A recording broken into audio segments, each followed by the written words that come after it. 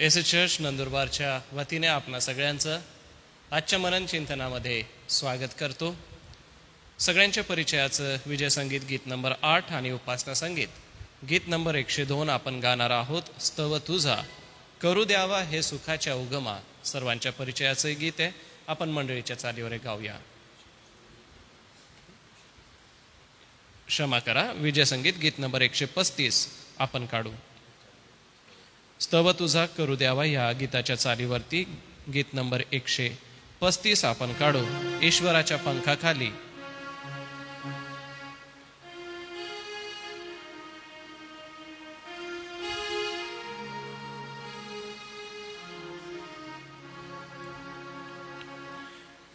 ईश्वराच्या पंखाखाली सर्वदा तो वसी कर, नित्य तो तुला सांभाळी. तो यहोवा परात्पर संकटेही लागताना तो पूर्ण श्रया देई. भीती उत्पातांची सोडी रक्षितो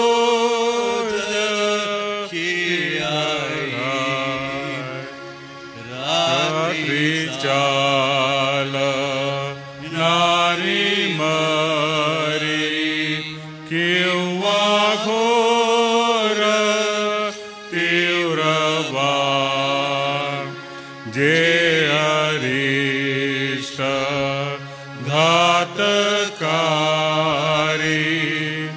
ते न बाधे तुला जा.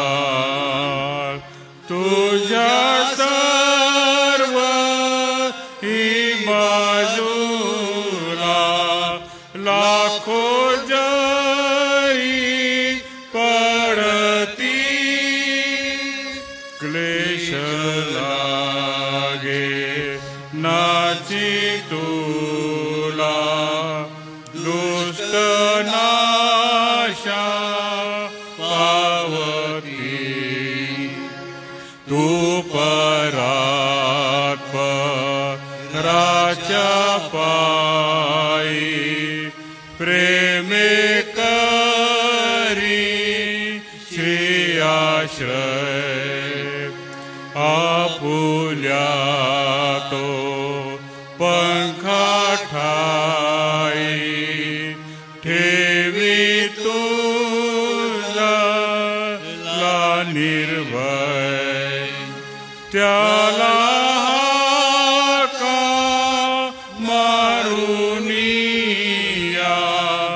तू उद्धार पावशी. अतिशांती पाऊनिया सौख्य स्थानी पोचशी. आजच्या या सुदिन दिवसाची सुरुवात आम्ही देवाच्या सुमधुर नावाने करीत आहोत आणि सुंदरसे हे गीत गात आम्ही त्याच्या चरणापाशी येऊन येणाऱ्या वचनासाठी प्रभूची कृपा मागूया. आज रेव्हरंड सॅमसन जयकर पाळक साहेब वचनाची सेवा करणार आहेत. वचनाच्या आरंभी मी रेव्हरंड विश्वास पाडवी साहेब आपणाला विनंती करेन की कृपा करून आपण पुढे या, आरंभीची प्रार्थना करा, त्यानंतर आपण मनन चिंतन ऐकू.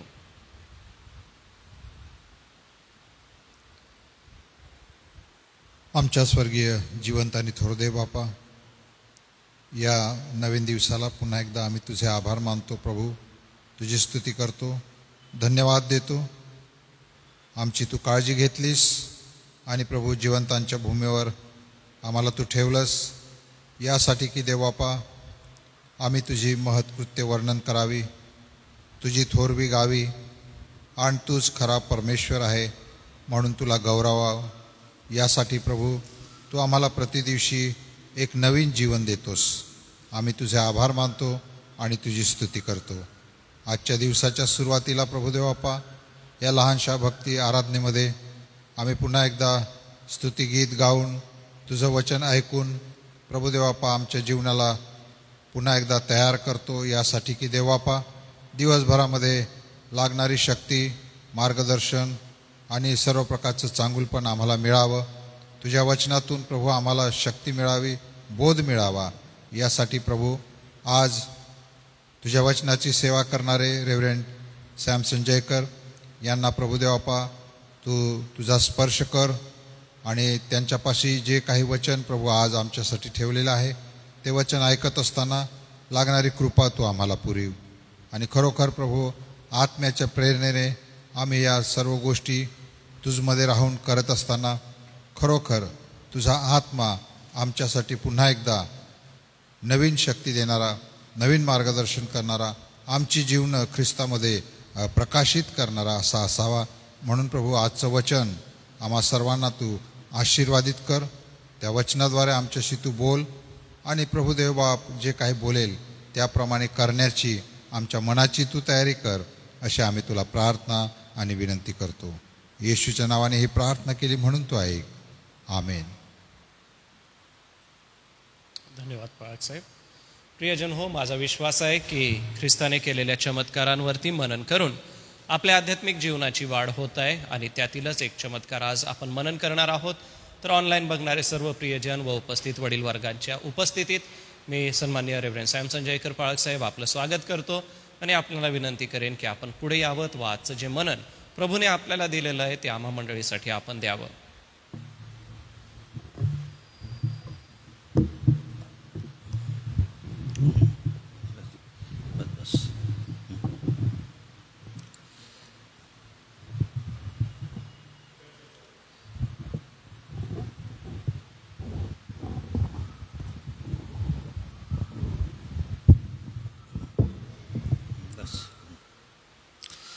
प्रभू ख्रिस्ताच्या पवित्र नावामध्ये आपणा सर्वांना सलाम. देवाचे आभार मानतो, देवाला धन्यवाद देतो. पुन्हा एक वार ही मौल्यवान संधी देवाने मला दिलेली आहे. सोबतच मंडळीचे पाळक साहेब, संबंधित पुढारी यांचे पण मी मनापासून आभार मानतो. देवाला धन्यवाद देतो. या दिवसांमध्ये आपण प्रभू ख्रिस्ताने त्याच्या जीवन कार्यामध्ये चमत्कार आणि अनेक प्रकारची चिन्हे जी केलेली आहेत त्याचा अभ्यास या लहानशा मननाच्या द्वारे आम्ही करीत आलेलो आहोत. आणि या चमत्कारांच्या माध्यमातून येशू ख्रिस्ताने जगाला स्वतःचं वेगळ्या प्रकारे एक नवीन प्रगटीकरण दिलेलं आहे की तो कोण आहे आणि त्याचा या जगामध्ये येण्याचा उद्देश काय आहे. आणि आज आपण पाहणार आहोत की आणखी एका महिलेच्या जीवनामध्ये येशू ख्रिस्ताने एक अद्भुत चमत्कार केलेला आहे आणि त्या बाईच्या जीवनामध्ये एक नवीन जीवन त्याने प्रदान केलेलं आहे. म्हणून आजच्या मनासाठी लूक कृष्णवर्तमान याचा 13वा अध्याय आपण काढू. 10 पासून तर 17 वचनं आहेत. लूक कृष्णवर्तमान नवीन करारामध्ये अध्याय 13 10 ते 17 आपणासाठी मी वाचतो. शब्बात दिवशी रोगमुक्त झालेली स्त्री, तो म्हणजे प्रभू ख्रिस्त शब्बात दिवशी एका सभास्थानात शिकवत होता. तेव्हा पहा 18 वर्षे विकाराचा आत्मा लागलेली एक स्त्री तेथे होती. ती कुबडी असल्यामुळे तिला नीट उभे राहता येत नव्हते. येशूने तिला पाहून बोलावले व म्हटले, बाई, तू आपल्या विकारापासून मुक्त झाली आहेस. त्याने तिच्यावर हात ठेवताच ती सरळ झाली व देवाचा महिमा वर्ण लागली. येशूने शब्बात दिवशी रोग बरा केला म्हणून सभास्थानाचा अधिकारी संतप्त होऊन लोकसमुदायाला म्हणाला, ज्यात काम केले पाहिजे असे 6 दिवस आहेत, तर त्या दिवसात येऊन बरे होऊन जात जा, शब्बात दिवशी येऊ नका. परंतु प्रभूने त्याला उत्तर दिले, अहो ढोंग्यांनो, तुम्हापैकी प्रत्येकजण आपला बैल व गाढव शब्बात दिवशी ठाणावरून सोडून पाण्यावर नेतो ना? ही तर अब्राहमाची कन्या आहे. पहा, हिला सैतानाने 18 वर्ष बांधून ठेवले होते. शब्बात दिवशी हिला या बंधनातून सोडविणे योग्य नव्हते काय? तो हे बोलत असताना त्याचे सर्व विरोधी फजित झाले आणि जी गौरवयुक्त कृत्ये त्याच्याकडून होत होती त्या सर्वांमुळे सर्व लोकसमुदायाला आनंद झाला. परमेश्वर देवा, या वचनाच्या द्वारे आमचं सहाय्य करू, आम्हाला एक नवीन आत्मिक मार्गदर्शन करू. प्रार्थना करू. सर्वशक्तिमान आमच्या थोरन दयाळू परमेश्वरा, आभार मानतो, तुला धन्यवाद देतो. पुन्हा एक वेळा तुझ्या पवित्र वचनाची सेवा करण्यासाठी मला तू एक नवीन संधी दिली. देवबापा, त्याबद्दल मनापासून आभार मानत तुला शरण येतो. तू माझा स्वीकार कर. जे मनन, जे चिंतन देवबापा आज आम्ही करणार आहोत ते समजून घेत असताना पुन्हा एक वार मला आणि ऐकणाऱ्या आमच्या श्रोत्यांना, विशेष करून ऑनलाईन सभेमध्ये सहभागी होणाऱ्या आमच्या प्रिय मंडळीला देवबापा तुझं एक नवीन आत्मिक मार्गदर्शन तू दे. पवित्र आत्म्याचं सहाय्य कर. माझ्या अशुद्ध ओटा जिभेला स्पर्श कर. मस पाप्यावर दया कर. माझ्या मुखाच्या वाणीचं द्वार तू आणि प्रभू तुझं वचन सांगत असताना देवबापा केवळ तू या वचनांच्या द्वारे बोलावं अशी आम्ही प्रार्थना आणि विनंती करतो. माझे विचार, माझे शब्द प्रभू तू आपल्या नियंत्रणात ठेव आणि आजच्या एकत्र येण्याच्याद्वारे देवबापा तुझं गौरव दे. आज प्रभू तू माझं सहाय्य करता हो. येशूच्या नावाने प्रार्थना केली म्हणून तो ऐक. आमेन.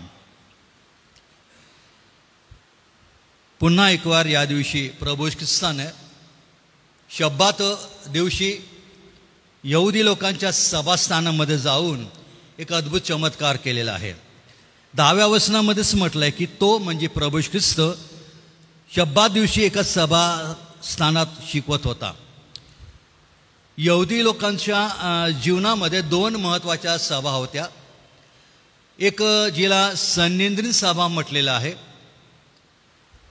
जी यहुदी लोकांची सर्वोच्च न्यायसभा होती आणि या सभेमध्ये नियमशास्त्राच्या संदर्भात निर्माण होणाऱ्या सर्व प्रश्न, अडचणी असतील, जे काही प्रॉब्लेम असतील, या सर्व गोष्टींचा निकाल, निवाडा करण्याचा अधिकार या सन्हेद्रीन सभेला होता.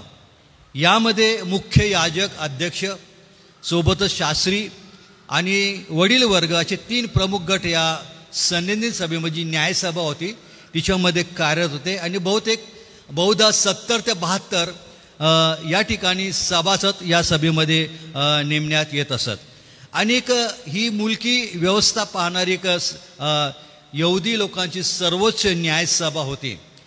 आणि म्हणून जेव्हा येशू ख्रिस्ताला अटक झाली तेव्हा येशू ख्रिस्ताला या न्यायसभेपुढे आणण्यात आलं होतं. याचं कारण हेच होतं की यहुदी लोकांना नियमशास्त्राप्रमाणे शिक्षा देण्याचा जरी अधिकार होता तरी यहुदी लोकांना कोणालाही ठार मारण्यापूर्वी किंवा मृत्यूदंड देण्यापूर्वी रोमन सुभेदाराची परवानगी घ्यावी लागत होती, कारण रोमी लोकांनी यहुदी लोकांकडून हा अधिकार काढून घेतलेला होता. आणि म्हणून येशू ख्रिस्ताला चौकशीच्या वेळी ते पिलातापुढे यासाठी सांगण्यात आलेलं होतं की पिलात त्याला कोणत्या प्रकारे शिक्षा देतं. दुसरी सभा जी आहे, ज्या ठिकाणी सभास्थान म्हटलेलं आहे, तिला सिनेगॉग असं म्हटलेलं आहे. आणि सिनेगॉग ही जी सभा आहे ही एक धार्मिक मंडळी जिथं जमा होते धार्मिक कार्यासाठी, त्या सभेला अनुलक्षून या सभेला सभास्थान किंवा मूळ शब्दामध्ये सिनेगॉग असं म्हटलेलं आहे. या सभेची स्थापना बहुधा बाबिलोनच्या बंदिवासाच्या काळात झाली असावी असं म्हटलेलं आहे. एज्रा 8:15, नेहम्या 8:2 या अध्यायामध्ये आम्ही वाचतो. सभास्थान म्हणजे धार्मिक हेतूनं एकत्र झालेल्या लोकांची मंडळी व जेथे अशा सभा भरत लोक एकत्र जमा होत त्या स्थळांना सभास्थान म्हटलेलं आहे. आणि एक बहुतेक या सभास्थानाच्या इमारतीसुद्धा होत्या. ही सभास्थाने येशू ख्रिस्ताच्या काळामध्ये भूमध्य समुद्राच्या आसपास प्रदेशात सर्वत्र होती. या सभेचं वैशिष्ट्य म्हणजे नियमशास्त्र वाचण्यासाठी व्यासपीठ व पुढे ग्रंथ ठेवण्यासाठी छातीच्या उंची एवढे वाचनपीठ, जसं आज आपल्यासमोर आहे पुलपीठ, असे शास्त्रलेखांच्या गुंडाळ्या ठेवण्याच्या जागा, लोकांना बसण्याची आसने, दिवे करणे असे. आणि या सभेच्या कारभारासाठी उपासना चालविणारे व देखरेख करणारे व्यवस्थापक वेगळे असत. या ठिकाणी सभास्थानाचा अधिकाराचा जो उल्लेख आलेला आहे, हा सभास्थानाचा अधिकार जो आहे त्याच्याकडे काय विशिष्ट प्रकारच्या जबाबदाऱ्या होत्या. सभास्थानाची इमारती देखभाल करणे, सार्वजनिक भक्ती किंवा उपासनेची व्यवस्था लावणे, शास्त्रलेख वाचणारे, प्रार्थना करणारे, प्रवचन करणारे यांची नेमणूक करणे व त्यांची व्यवस्था करणारे. विशेषतः सभास्थानाच्या अधिकाऱ्याकडे प्रवचन करणारा त्या काळामध्ये कायमचा नेमलेला नसे. कोणाही पात्र उपासकाला त्या दिवशी प्रवचन करण्याचं आमंत्रण देण्याचा अधिकार या सभास्थानाच्या अधिकाऱ्याकडे असे. आणि म्हणून लूक 4:14-16 आम्ही वाचतो की जेव्हा नासरेत या आपल्या स्वगृही आल्यानंतर येशू परिपाठानुसार जेव्हा यहुदी सभागृहात आला, त्याला यशाया संदेशाचा ग्रंथपट वाचण्यासाठी देण्यात आला होता. प्रेषित 13:14-15 आम्ही पाहतो, जेव्हा पौल सुवार्ता फेरीच्या काळात जेव्हा पिसिदिया येथील अंतुकिया येथे आला व शब्बा दिवशी सभास्थानात गेल्यावर तेथे नियमशास्त्र व संदेश ग्रंथाचे वाचन झाल्यावर त्याच सभास्थानाचा जो अधिकारी होता त्यांनी पौलाला बोधवचन सांगण्यासाठी निमंत्रण दिलेलं होतं. म्हणजे थोडक्यामध्ये या अधिकाराशिवाय, निमंत्रणाशिवाय कोणालाही सभास्थानामध्ये प्रवचन करू दिलं जात नव्हतं. दुसरा एक महत्त्वाचा गट होता, त्याला सेवक वर्ग म्हटलेलं आहे. आणि या सेवक वर्गांचं कार्य काय होतं की सभास्थान इमारतींची स्वच्छता ठेवणं, सभास्थानामध्ये येणाऱ्या लोकांची आसन बैठक व्यवस्था करणं, मग स्त्रिया वेगळ्या पुरुष वेगळ्या, शास्त्रलेखांच्या गुंडाळ्यांचं वाचन झाल्यानंतर त्या पुन्हा जेथे आहेत तेथे नीट व्यवस्थित ठेवणं, सोबत मंडळीच्या प्रमुख पुढारी जे असतील, वडील वर्ग असतील, त्यांची व्यवस्था पहिल्या रांगेमध्ये करणं या सेवक वर्गाच्या गटामध्ये होतं. आणि कालांतराने यहुद्यांची हीच उपासना पद्धती असं म्हटलेलं की ख्रिस्ती महामंडळाने स्वीकारली, जे आज आपण पाहत आहोत. सिनेगॉग सभास्थळ जे कार्य, महत्त्वाचं कार्य होतं, भक्ती उपासना करणे, नियमशास्त्राचे शिक्षण देणे, सामाजिक प्रश्न समस्यांचे निवारण करणे, गंभीर प्रश्न असेल त्याच्यावर चर्चा करणे, त्याचा निवाडा करणे, अंत्यविधीची व्यवस्था करणे. आणि याच कारणासाठी प्रभू ख्रिस्त वारंवार आम्ही पाहतो की 3-3.5 वर्षाच्या त्या अल्पशा सेवा कार्यामध्ये येशू ख्रिस्त सर्वप्रथम या सभास्थानामध्ये जात होता. उद्देश हाच होता की तो लोकांना त्या देवराज्याची सुवार्ता सांगणं, शिक्षण देणं आणि लोकांच्या जीवनाला एक नवीन दिशा देण्याचं काम येशू ख्रिस्त करीत होता. आणि ह्या 10व्या वचनामध्ये पण आम्ही पाहत आहे की येशू ख्रिस्त आता सभास्थानामध्ये आहे आणि तो शिकवण्यासाठी आलेला आहे, बसलेला आहे. नियमशास्त्रानुसार शब्बात दिवस विश्रांतीचा होता, म्हणून तो पवित्रपणे पाळण्याची आज्ञा होती. आणि यहुदी लोक हे परंपरेने पाळत असताना नेमकं येशू ख्रिस्ताने या सभास्थानामध्ये येऊन शिक्षण दिलं, त्याच्याबद्दल तो संतप्त झाला नाही. तर या बाईला येशू ख्रिस्ताने बरं केलं या शब्बातवारी, म्हणून हा सभास्थानाचा अधिकारी रागावलेला आहे आणि तो संतप्त झालेला आहे. आणि मग तेथे जमलेल्या लोकांना तो सांगतो की ज्यात काम केले पाहिजे असे तुम्हाला 6 दिवस आहेत, त्या 6 दिवसामध्ये येत जा व बरे होत जा, परंतु शब्बा दिवशी येऊ नका. परंतु प्रभू ख्रिस्ताने त्याला पुन्हा कडक शब्दामध्ये या सभास्थानाच्या अधिकाराची कानउघडणी केलेली आहे. आणि तो सरळ म्हणतो की तुमचा बैल किंवा गाढव जर शब्बात दिवशी त्याला तहान लागलेली आहे तर तुम्ही त्याला पाण्यावर नेत नाही काय, ठाणावरून सोडून पाण्यावर नेतात की नाही. आणि मग ही तर अब्राहमाची कन्या आहे आणि हिला शब्बात दिवशी बरं करणं योग्य आहे. आणि म्हणून येशू ख्रिस्ताने आपलं समर्थन केलं आणि शब्बात दिवशी एक सत्कृत्य करणं हे चांगलं आहे, याची एक पुन्हा छाप येशू ख्रिस्त या ठिकाणी सोडत आहे. आणि आम्ही पाहतो की वारंवार येशू ख्रिस्ताच्या जीवनामध्ये येशू ख्रिस्त वारंवार दररोज मंदिरात जात होता, सभास्थानामध्ये जात होता. आणि शेवटी येशू ख्रिस्ताला अटक करण्यात आली त्या गेतसेमना बागेजवळ. तेव्हा ते सैनिक आले, तेव्हा येशू ख्रिस्त त्यांना पण म्हणाला की मी दररोज मंदिरामध्ये बसून शिक्षण देत होता, तेव्हा तुम्ही मला का अटक केली नाही. लूक 22:53 आपल्याला वाचायला मिळतं. येशूच्या सेवा कार्याची वैशिष्ट्ये म्हणजे सुवार्थेची घोषणा करणं, देवराज्याची सुवार्ता गाजवणं, शिक्षण देणं, शिकवणं आणि विशेष करून चमत्कार करणं, रोग बरे करणं आणि वेगवेगळ्या प्रकारच्या आजारी दुखणी तापग्रस्तांना बरं करणं अशा विविध प्रकारच्या सेवा कार्यांनी येशूनं आपलं देवत्व, आपलं सामर्थ्य जगामध्ये प्रगट केलेलं आहे. या ठिकाणी येशूने शब्बात मोडला नाही, येशूने शब्बात पाळला. परंतु ज्या यहुदी धार्मिक जे पुढारी होते, जे शब्बत दिवस जे पाळत होते, त्या चुकीच्या वृत्तीच्या विरोधात येशू ख्रिस्त या ठिकाणी आम्हाला पाहायला मिळत आहे. तो निषेध करत आहे. आणि म्हणून मत्तई 23:1-4 मध्ये येशूनं स्पष्टपणे शिष्यांना म्हटलं होतं की शास्त्री परुषी हे मोशेच्या आसनावर बसलेले आहेत, यास्तव जे काही तुम्हाला सांगतील ते सर्व आचरत जा, पाळीत जा, कारण ते सांगतात पण तसे ते आचरण करीत नाही. त्यांच्या कृतीप्रमाणे ते करू नका. ते जड ओझे बांधून लोकांच्या खांद्यावर देतात, परंतु ते स्वतः काढण्यास बोट लावत नाही. आता ह्या ठिकाणी प्रभू ख्रिस्त शिक्षण देत असताना त्यांनी सभोवतार जेव्हा पाहिले त्या गर्दीमध्ये एक महिला त्याला दिसून आलेली आहे. तेव्हा पहा 18 वर्षे विकाराचा आत्मा लागलेली एक स्त्री त्या ठिकाणी होती.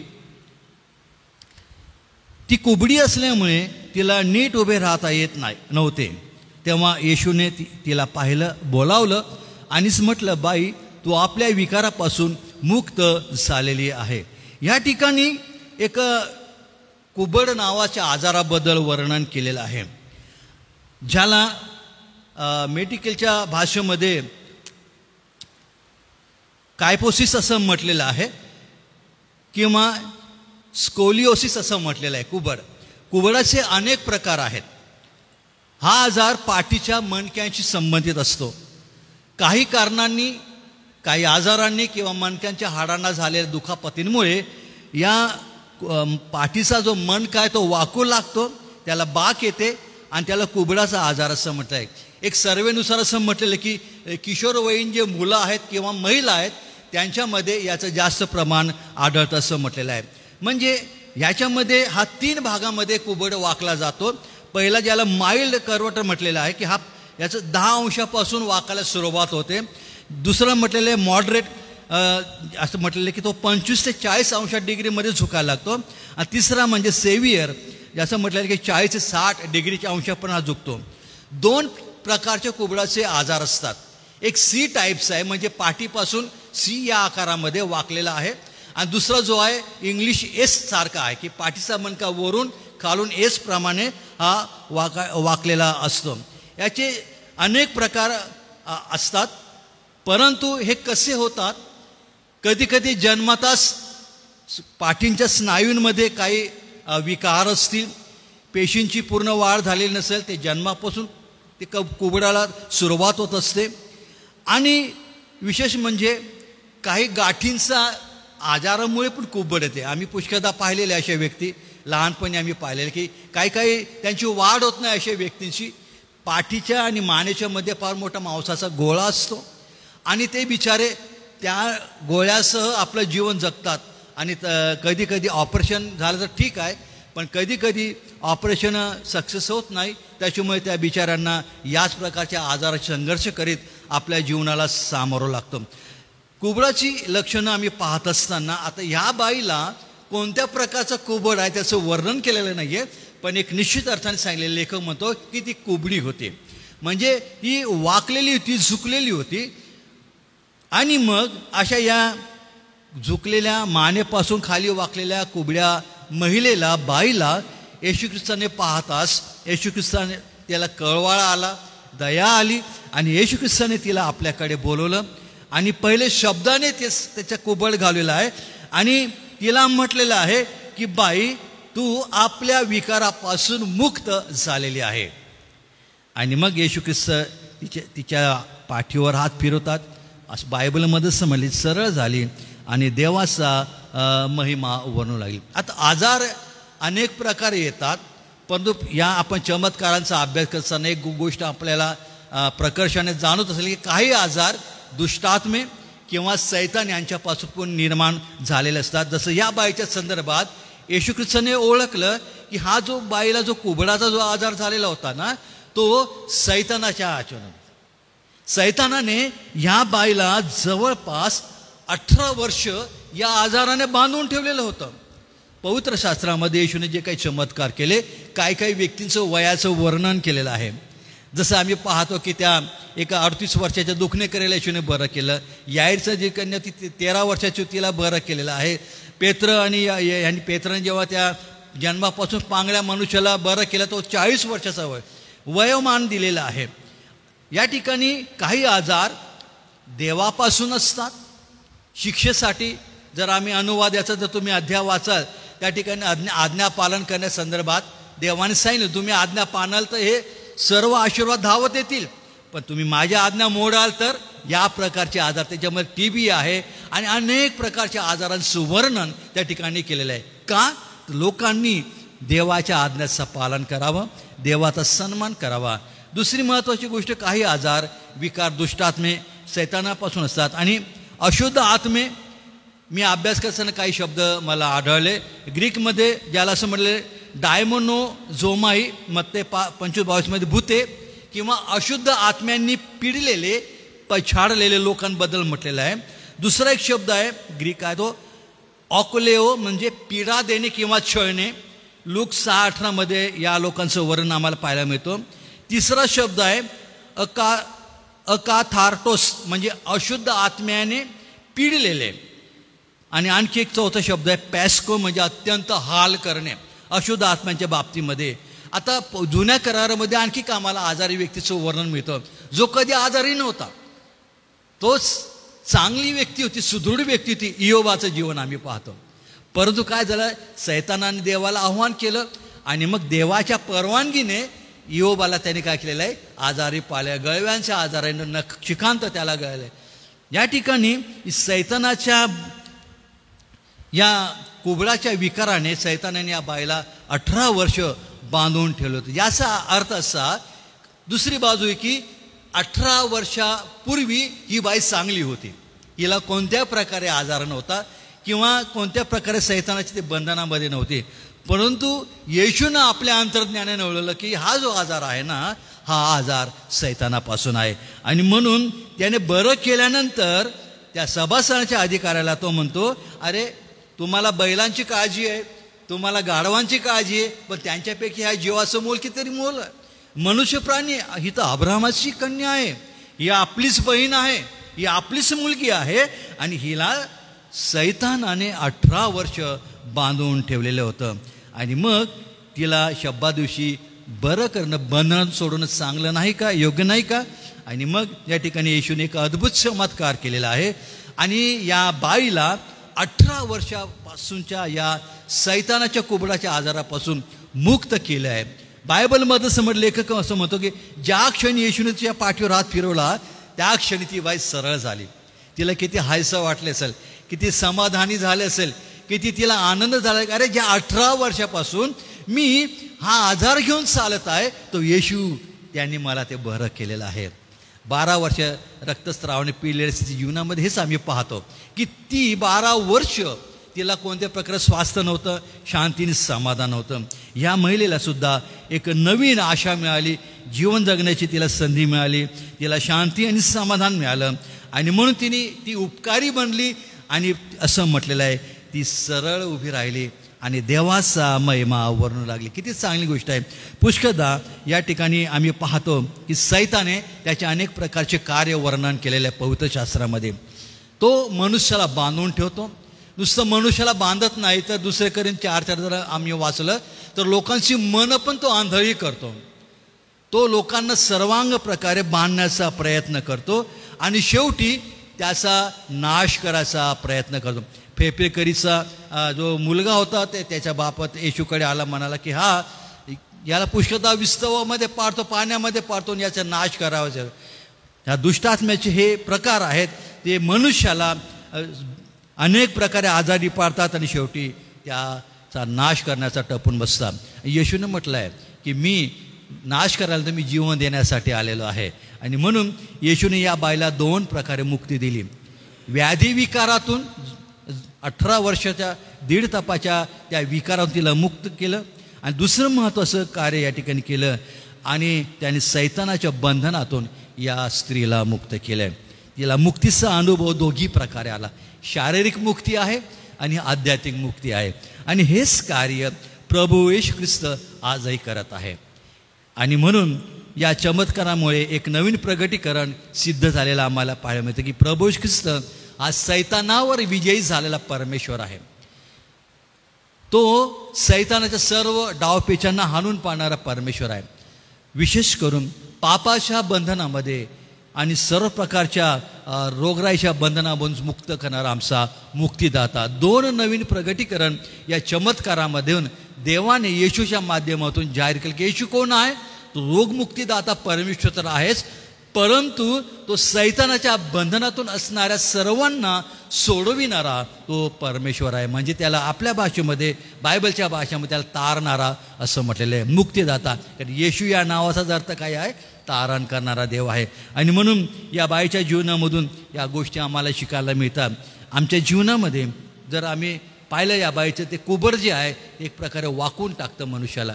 अनेक प्रकारच्या मानवी जीवनामध्ये, आमच्या परिवारामध्ये, कुटुंबामध्ये, दैनंदिन जीवनामध्ये अशा अनेक समस्या, प्रश्न, आजार असतील ते क्रिएट होतात. तेव्हा या बाईप्रमाणे आम्ही अतिशय झुकून जातो, वाकून जातो.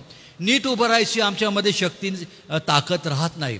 परंतु जेव्हा आम्ही येशूकडे येतो, येशूला सर्व गोष्टी आम्ही सांगतो, तेव्हा येशू आम्हाला या सर्व समस्यांमधून मुक्त करतो. आणि विशेष करून आम्ही जेव्हा आमच्या पापांबद्दल पश्चाताप करतो, येशूकडे कबूल करतो, जसं त्या जकातदाराने मंदिरामध्ये प्रार्थना केली, हे प्रभू मस्त पाप्यावर तू दया कर, त्या क्षणी प्रभू ख्रिस्त आम्हाला पापाच्या बंधनातून, पापाचा परिणाम जो मरण आहे त्याच्या बंधनातून, मरणावर राज्य करणारा सैतान त्याच्याही बंधनातून तो आम्हाला सोडवतो आणि आम्हाला एक चांगलं सार्वकालिक जीवन देणारा तो परमेश्वर आहे. आणि म्हणून या मननाच्याद्वारे आपण या 2 महत्त्वाच्या सत्य शिकत असताना देवाला विनंती करू, देवाला आपण साकडं घालू की प्रभू या प्रकारे आमच्या जीवनामध्ये काही गोष्टी असतील तर तू आमचं सहाय्य करता हो, आम्हाला तू सहाय्य कर, आमचा तू मुक्तिदाता हो. आणि म्हणून स्तोत्रकर्ता बायबलमध्ये असं म्हटलेलं आहे, दावीद आपल्या स्तोत्रामध्ये म्हणतो 146:7-10 परमेश्वराचा अनुभव म्हणजे तो कोण आहे त्याचं वर्णन तो करतो. या वचनाच्या माध्यमातून आपण आज या भक्तीला आपण समाप्त करणार आहोत. स्तोत्र 146:7-10 बायबल असं म्हणतं, परमेश्वराचं वचन असं म्हणतं की परमेश्वर छळलेल्यांचा न्यायनिवाडा करीतो, परमेश्वर भुकेल्यांना अन्न देतो, परमेश्वर बंदिवानास मोकळे करीतो, परमेश्वर आंधळ्यांना दृष्टी देतो, परमेश्वर वाकलेल्यांना उभे करतो. जसं या महिलेला त्याने उभं केलं, सरळ केलं आणि परमेश्वर नीतिमानांवर प्रेम करो. या लहानशा मननाच्या द्वारे देवबाप आपलं सर्वांचं सहाय्य करो. Thank you very much. प्रियजन हो, आमचा प्रभू आरोग्य देतो, आमचा प्रभू जीवन बदलतो, परिस्थिती बदलतो आणि सर्व प्रकारे आपल्या अनुग्रहाने तो आम्हाला भरत असतो. या महान चमत्कारांकडे आम्ही बघत असताना प्रभू आपल्या प्रत्येकाच्या अंतःकरणाशी बोलत आहे असा माझा विश्वास आहे. आजच्या वचनाच्या सेवेसाठी मी परमेश्वराला धन्यवाद देतो. रेव्हरंड सॅमसन जयकर पाळक साहेब आपलं देखील मनपूर्वक आभार मानतो.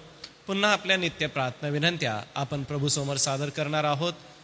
आजच्या प्रार्थनामध्ये आपण ज्यांचे वाढदिवस आहे त्यामध्ये आज साहिल मार्गे, मधुमती पाडवी आणि दीपक वसावे या प्रियजनांचा वाढदिवस आहे. आपणाला वाढदिवसाच्या शुभेच्छा मंडळीच्या वतीने आम्ही देतो. प्रभुदेवा आपणाला सहाय्य करो, आपलं जीवन आशीर्वादित करो. यासोबतच आज सकाळी आपण ममताबाई डलगे यांच्या आरोग्यासाठी विशेष प्रार्थना करूया. प्रभुदेवा या प्रिय बहिणीला आपलं आरोग्य देव, आपली कृपा पुरवो. सोबतच आपण पावसासाठी फारच कळकळीने प्रार्थना करूया, कारण की आम्हाला पावसाची गरज आहे. या क्षेत्रामध्ये आता पाऊस होणं गरजेचं आहे, कारण की कोळपणी झालेली आहे आणि पिकांची वाढ होऊन ते करपू नयेत म्हणून आपण प्रार्थना करणार आहोत. मी सन्माननीय रेव्हरंड जयेश पठारे पाळक साहेब आपणाला विनंती करणार आहे आपण सगळ्यांच्या वतीने प्रार्थना करावी. मग आपण प्रभूची प्रार्थना म्हणू व आशीर्वाद सुद्धा आपण द्यावा.